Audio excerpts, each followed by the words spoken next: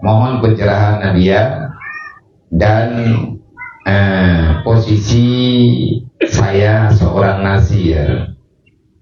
Saya mempunyai sepetak tanah dengan luas 100 meter dengan saudara saya, tapi tidak jelas 50 meter mana bahagian saya, dan kemudian 50 meter milik saya berencana mewakafkan bangun tempat keagamaan. Dan saudara saya pun mendengar itu, jadi ikut mewakafkan 50 meter miliknya, tetapi ikrarnya untuk pembangunan masjid.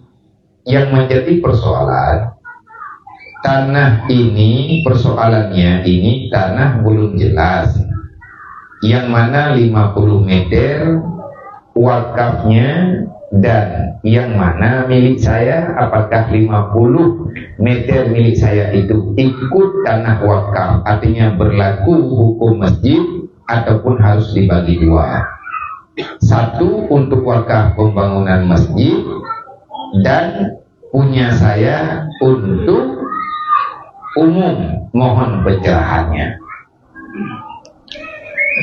Yang banyak anda baca itu tulis, aku tak baca itu tulis.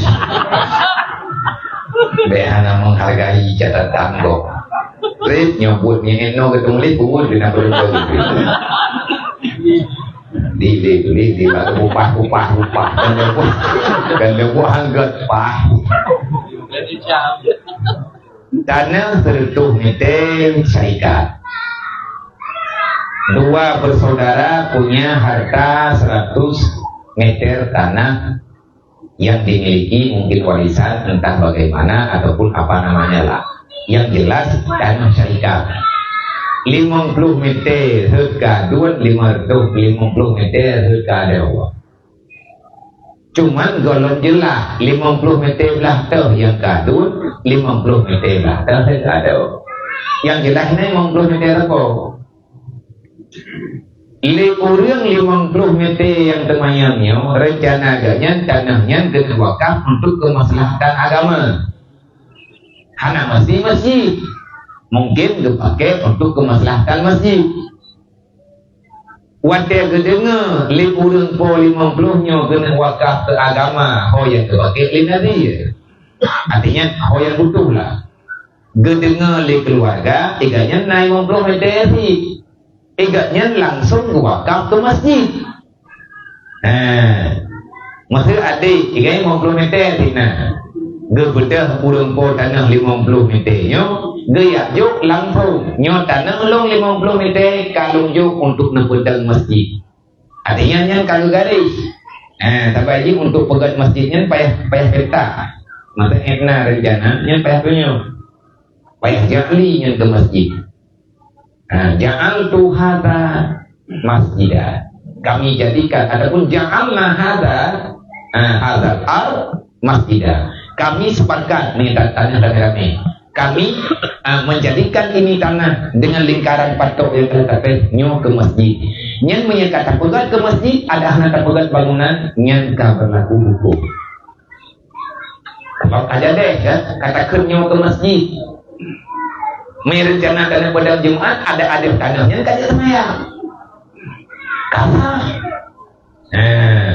nyo yang jadi masalah 50 meter bagaimana? Adakah ikut ke atas masjidnya ataupun yang tergantung niat pewakil masing-masing. Manya yang 50 nya yang kena kemaslahatan, kata kena kemaslahatan. Berarti yang berlaku maslahat. Manya memang hansel geyak cok bacun ada 50 nya sama dengan sebahagian yang dari ke masjid. Sebab benar untuk masalah masjid. Artinya kan ikut secara langsung. Nyainya tinggal kemenong gitu. Karena tanah masambung yang ladung kadernya ke masjid langsung dan tanah ini ikut gede. Tempat milik masing-masing. Jih poi ikajan hau genit nyopoi ikanya hau genit terserah. Mana yang terjadi yang 50 meter yang pertama ikatnya golong ikrar, tapi rencana baru rencana genejok untuk maslahat. tiba-tiba duduk wate ketupat di masyarakat ataupun di panitia intangnya walagak masjid kena ada agaknya yang baru rencana genet pegat genet wakaf ke maslahat tapi kalau ke ikrar baru rencana kalau bijak kabul yang bisa diubah sebab belum jadi wakaf yang tidak boleh diubah lagi kalau sudah ikrar resmi wakaf pajan ini ikrar resmi wate kalau tidak kabul nyo tanamnya kalau wakaf ke masjid gesebut ulun terima ulun akan nadir kalau terima sebab syarat wakaf benar ulun wakaf benar harta yang diwakaf benar yang menerima wakaf